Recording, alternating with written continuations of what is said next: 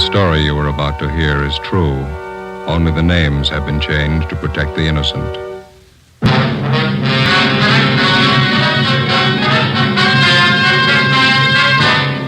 You're a detective sergeant. You're assigned a homicide detail. A man and his wife are found dead in a rooming house. A dead parrot lies on the floor beside them. The killer set fire to the room to cover his tracks. Your job, get him.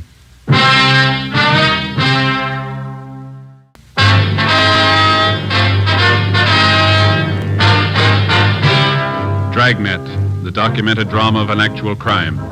For the next 30 minutes, in cooperation with the Los Angeles Police Department, you will travel step by step on the side of the law through an actual case transcribed from official police files.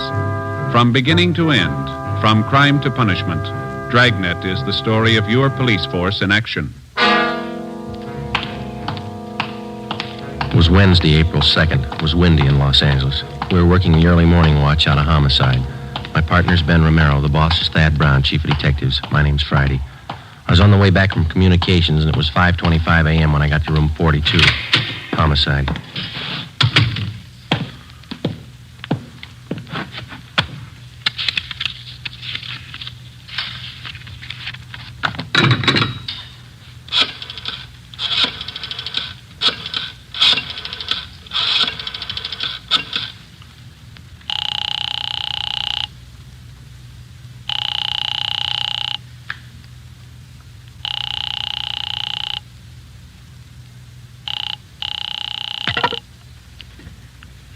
Hello? Is this Miss Jones? Yes, who is it? This is Joe Friday. I'm sorry to bother you, Miss Jones. Is Lee there? Oh, yes, Joe. Just a minute, I'll wake him. Lee. Lee, honey. Lee, it's Joe Friday. He wants to talk to you.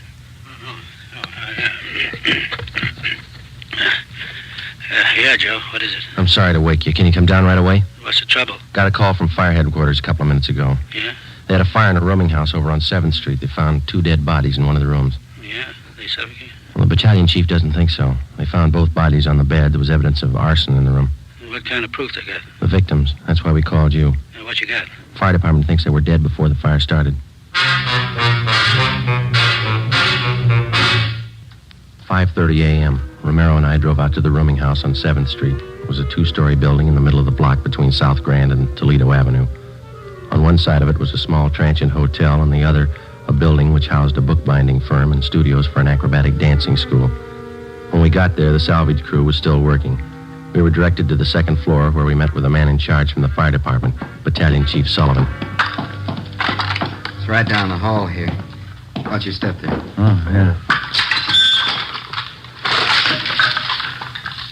You have the names of the victims, Chief? We think it's Guthrie, Mr. and Mrs. Charles Guthrie. Old couple, lived here for some time, I understand. Here we are. We figure that's where it started, right under the bed over there. Heat must have been terrific. Look at the walls, Joe. Yeah. This is where most of the damage was done, Chief? No, rooms on both sides got it, too. Not as bad as this, though. Guthrie's had 2 rooms. This and the one adjoining. Through the door there. Mm-hmm. When the fire starts, got any idea? About 4:45, I'd say. Landlady smelled the smoke about 10 to 5, put in the alarm. Fire was out 3 minutes after 5. Any other casualties besides the Guthries, I mean? No, just the 2. Okay. Over on the bed here.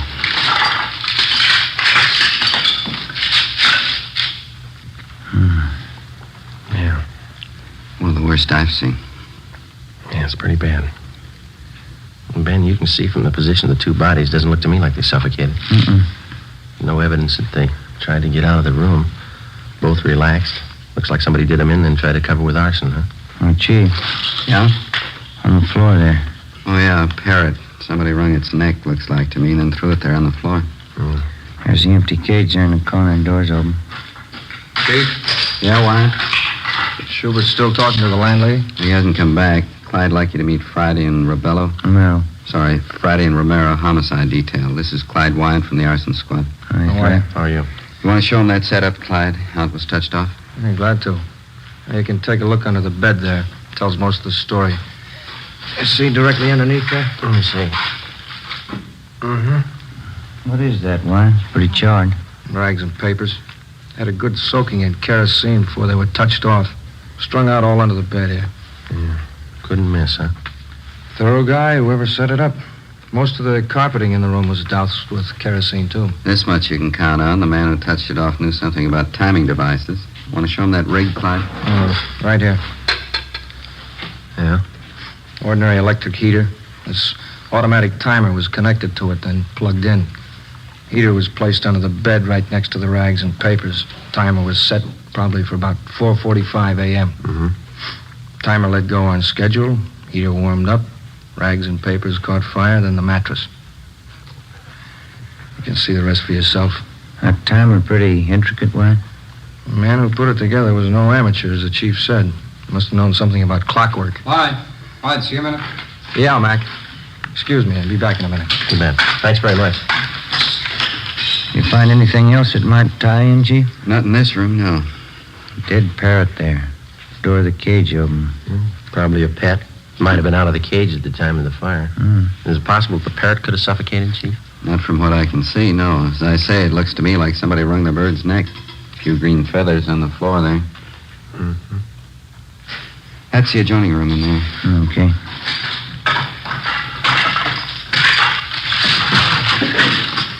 I figure the Guthries used it as a sitting room. Yeah. You can see the fire didn't wipe out everything in here. Mm-hmm. Hey, Joe. Come here a minute. Right. This carpet here with the door. Dark stains. Let me see. What do you think? Could be blood. Heavy stains. Sure enough of them. Yeah. Looks like more of them by that desk there, and some on the wall, too. Desk drawer's open here. Yeah, I see that. That's about it. You know as much as we do so far. Yeah. We know how the fire was touched off. We're satisfied it didn't kill those two people in there. The boys from Arson Squad talking to the other roomers in the building? Right now, you can check with them. Okay. Well, thank you very much, Chief. I certainly appreciate it. Not at all. The usual breaks, isn't it? How's that? This is Fire Prevention Week. 5:53 a.m. Lieutenant Lee Jones and the crew from the crime lab arrived. Davis, the photographer, Dean Bergman from Leighton Prince. Pictures were taken of both rooms, which made up Mr. and Mrs. Guthrie's living quarters. Photographs of the bodies were taken. Bergman processed for fingerprints. While Lee Jones continued his investigation, Ben and I went down the hall to the landlady's apartment, where we met with Ray Schubert, one of the men from the arson squad. These men are from Homicide Division. Sergeant Friday, Sergeant Romero, Mrs. Stedman, that right? Yes, Clara Stedman. How do you do? Yeah. I manage the house here. Would either of you care for a cup of tea? No, thank I you. wouldn't care for it. When did you last see Mr. and Mrs. Guthrie, ma'am? Well, now, let me see.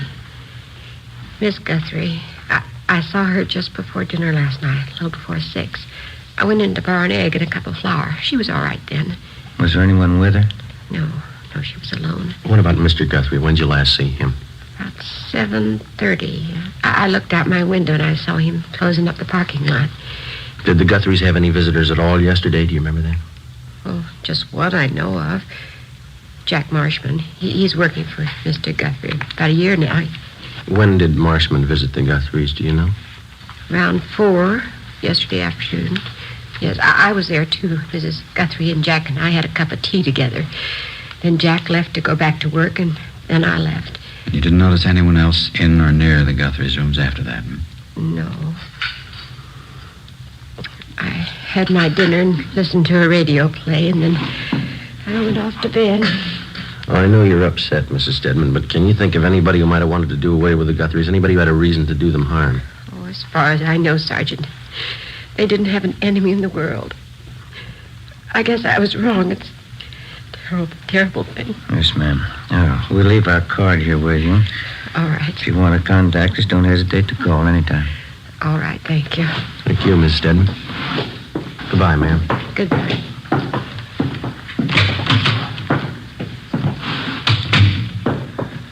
What time you got?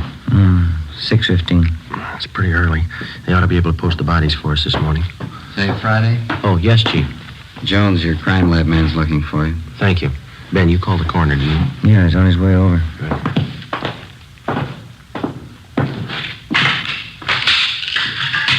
Lee? Hi. Been looking for you. Got a few things. Yeah, what's that? This hammer. Found it over in the corner under some of the rubble. Yeah. These stains on the metal handle here, on the head. Mm-hmm. Gave it the benzodine test. It's blood. You figure it's a murder weapon? I'll know more when I get the coroner's report. Bergman lifted a lot of nice prints. Blood them all over everything. Yeah. On the handle of this hammer, on that timing contraption over there, the one that touched off the fire, even left some in the next room on that metal box in the drawer of the desk. How do they look? Got good prints from each of them. They match. Go in the next room for something else. All right.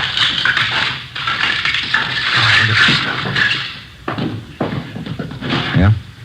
Those stains on the carpet by the door, the stains on the carpet by the desk, those on the wall, blood stains, all of them. Mm-hmm. And you can see here, trailer stains, all leading through the door into the murder room. You figure they were murdered in here, and then the killer took the bodies in the next room and put them on that bed, huh? Then he set fire to cover up. That's my guess. How about the prints on the box in that desk, Lee? Might have been money in the box. Possible burglary? That's an angle. I'll take scrapings from these stains on a biological precipitant when I get back to the lab. I'll let you know how it comes out. Better start finishing up here. Right, Lee. Thanks very much. Well, Well, looks like we're in fair shape. A hammer, a couple of fingerprints. Righty. Romero? yeah, Schubert? That fellow that worked for Mr. Guthrie in the parking lot, Jack Marshman, just got here. Did you talk to him? Wyatt and I have him in one of the empty rooms down the hall. Thanks. Which way? Down here. Seems pretty well broken up. You talked to anyone besides you since he got here? No, I told him the Guthries were dead, that's all. He's taking it pretty hard. Which one? Right here.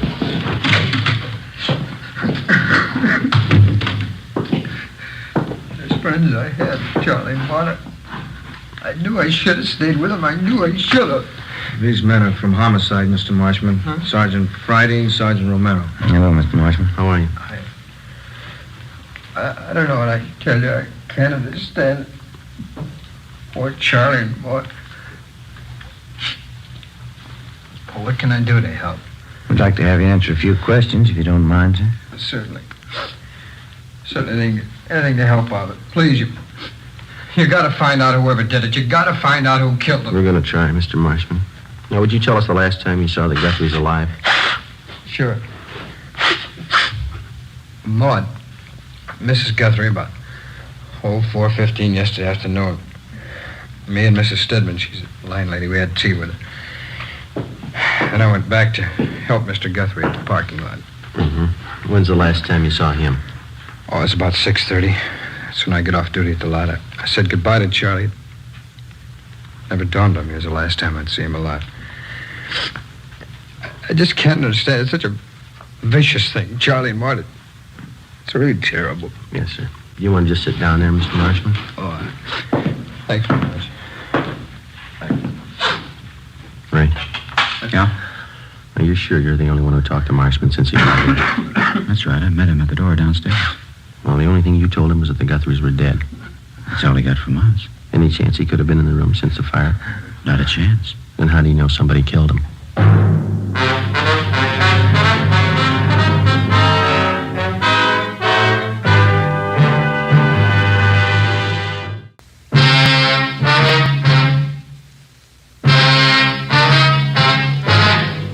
Wednesday, April 2nd, 6:45 a.m. Lee Jones and his men completed their investigation and took their findings back to the crime lab for further examination. The deputy coroner arrived and removed the bodies of Mr. and Mrs. Guthrie to the county morgue. Together with Clyde Wyant and Ray Schubert of the arson squad, Ben and I continued questioning the Guthrie's friend and employee, Jack Marshman. His answers got more confused, and he kept contradicting himself. In some ways, he seemed childlike. In others, a good deal more complex. We strung along. In order to keep up the pretense that he was not a suspect, we asked him to come along with us while we checked his living quarters, a 2-room basement apartment near Olympic and South Flower. We explained it as a routine check. Marshman was calm and self-assured. Well, here it is, officers. You'll see for yourself. Yeah, Nice, comfortable place. Oh, I like it. I've been here for about 3 years. Well, this room's where I do my living. Pull-down bed. It's a little gas plate over there. It's handy. Compact. I see. What do you use this next room for here, Jack? Oh, that's my shop. I like to put around. You care to see it? Yeah, okay. It's very nice. What's your hobby? Watchmaking. Used to be a watchmaker. I haven't worked at it lately, though. Job's pretty hard to find. Yeah. These parts here on the bench. You making something, Jack? Just fooling around. Old alarm clock there. I'm fixing it up for a friend. All these wires and things. They all go into the works, huh? More or less, yeah. Just something I was fooling around with. It keeps me busy, you know. I like a hobby. They say it's good for you. That's what they say, yeah. Where does this door go, Marshman? It's my closet. Just some clothes and stuff in there. Just junk. Don't mind if I look, do you? Well, it's only a closet. There's just clothes and junk. There's nothing to see. Say, Jack, do you usually keep this stuff around? Huh? Oh. It's kerosene, and it's pretty dangerous to store like this. There's no cap on it. Yeah, I'm glad you reminded me. I got to get a cap for that. I use it to wash up. My hands get dirty working around the bench. Oh, this shirt, these trousers. Are yours, Jack? I wish you wouldn't drag that stuff out. It gets my stuff all mixed up. Yeah, they're mine. That's what I figured. The stains here is quite a few of them. Some kind of paint I was using. I'm pretty sloppy with paint. That's not paint, is it, Jack? It looked like blood to me. Well, what difference does it make? They're working clothes. Thanks for your reason was in the day. Oh, why don't you lay off? Who cares what kind of stain it is? You come in here snooping around, looking all around. I invited you in here. I didn't give you the place. This is my apartment, and this is my shop. Now, you can get out. You hear me? Both of you can get out. What's the matter, Jack? I said you can get out. All right. You want to tell us before we go? I'll tell you what. Why you killed the Guthries? What do you mean? Why did you kill Mr. and Miss Guthrie? No reason. I just did. 9 a.m. We put the stained clothing and the materials from the workbench in the car. Together with the suspect, we headed back for the office. On the way, Marshman was quiet. He asked for some breakfast. We stopped and bought him some ham and eggs. We tried to get him to talk. He refused. After breakfast, we dropped the stained clothing and the other things at the crime lab, and then we drove to the city hall. We parked the car in front of the Spring Street entrance and started up the stairs. Hey, wait a minute. What's wrong? I've been thinking. Yeah? It's all a mistake. What is? I didn't know what I was talking about. I didn't kill him. 9:47 a.m. Ben and I took the suspect into the interrogation room. We checked him through R&I. He had a record of 2 petty thefts the year before. We went back to the interrogation room and got on the phone. We called latent fingerprints. We made them, Joe. The prints on the hammer, the timing device, and the metal box on the desk. They all belong to Marshman. 10:03 a.m. I called the county morgue. Bodies identified as Mr. and Mrs. Charles Guthrie. Cause of death, Mrs. Guthrie. Multiple depressed fractures of the skull. Subarachnoid hemorrhage. Blunt instrument. Cause of death, Mr. Guthrie, about the same. Compressions of the brain in the occipital area around the brainstem. 10:25 a.m. I put in a call to Lee Jones at the crime lab. The materials from the workbench are the same that went into that automatic timer, Joe. Piece together the cut ends of some of the wires. They match. How about the stains on his clothes? Human blood. 10:45 a.m. We laid it out for the suspect, step by step. Let me rest a while. I'll feel better. Let me think. We stayed with him. We waited. 11:20 a.m. The suspect opened his eyes. Sergeant? Yeah? I want to talk about it. 11:25 a.m. Schubert and Wyatt from the arson squad joined us. We called in one of the stenographers to take Marshman's statement, Eleanor Eastlack. She automatically took down the time, the place, and those present. Jack, this is Miss Eastlack. She's going to record your statement so there'll be no misunderstanding as to what you say at this time.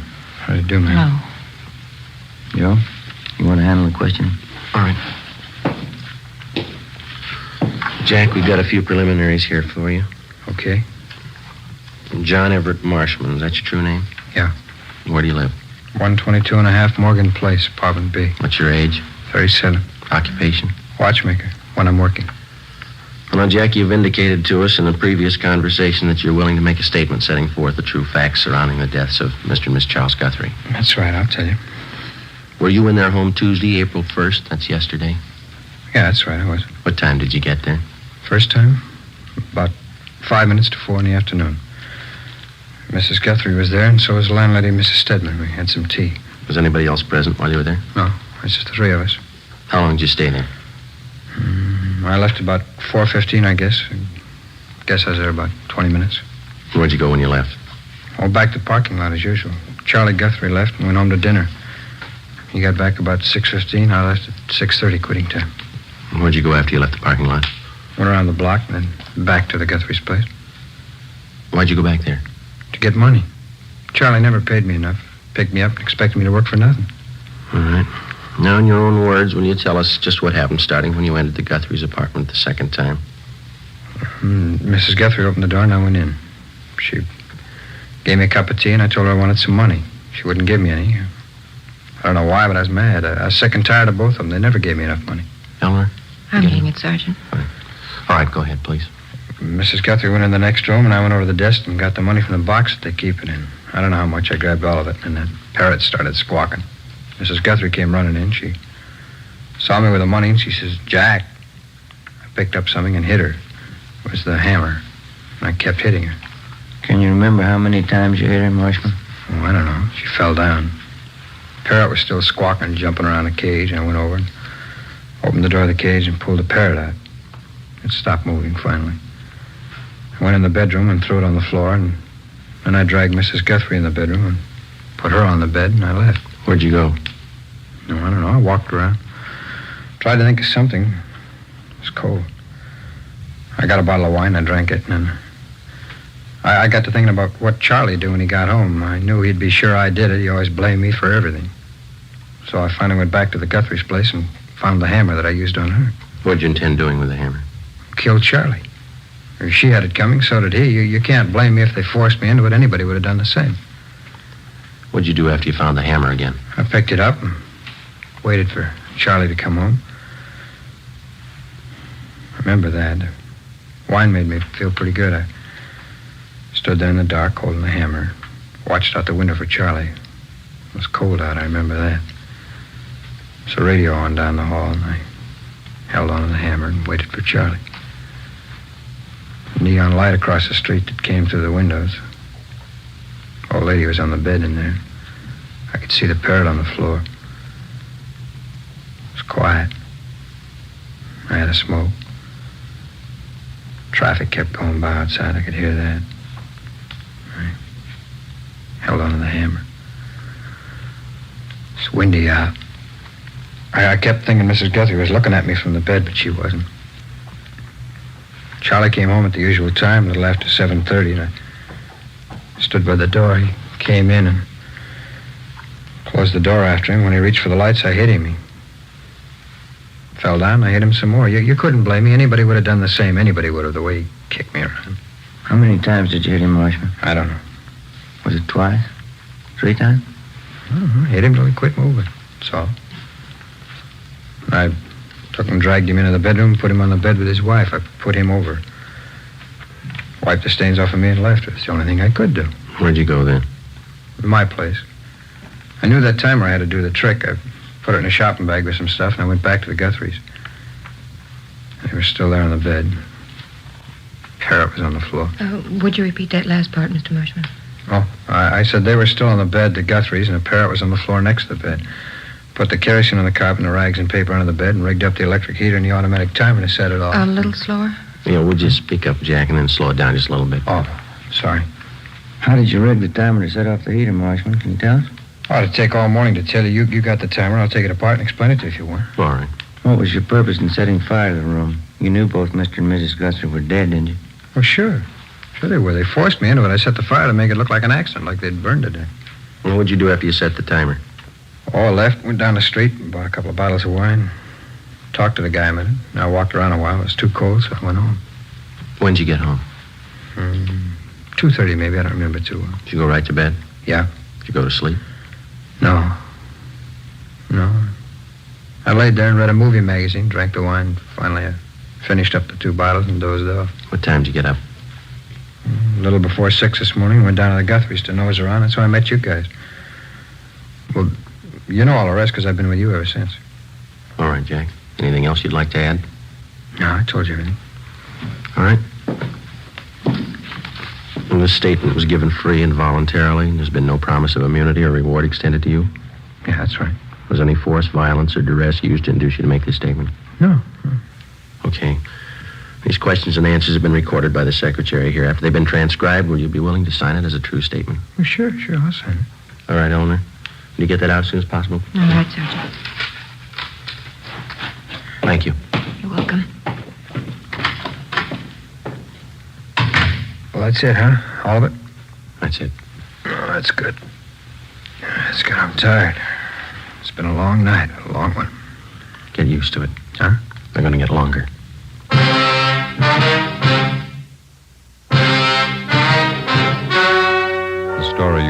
heard was true. Only the names were changed to protect the innocent. On July 29th, trial was held in Superior Court, Department 86, City and County of Los Angeles, State of California. In a moment, the results of that trial.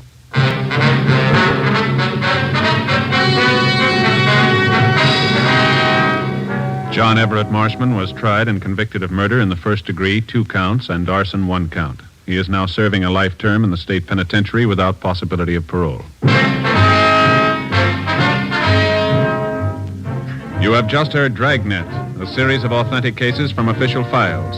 Technical advice comes from the Office of Chief of Police W.H. Parker, Los Angeles Police Department. Fatima Cigarettes, the best of all long cigarettes, has brought you Dragnet, portions transcribed from Los Angeles. Coming up, We the People, then Screen Directors Playhouse.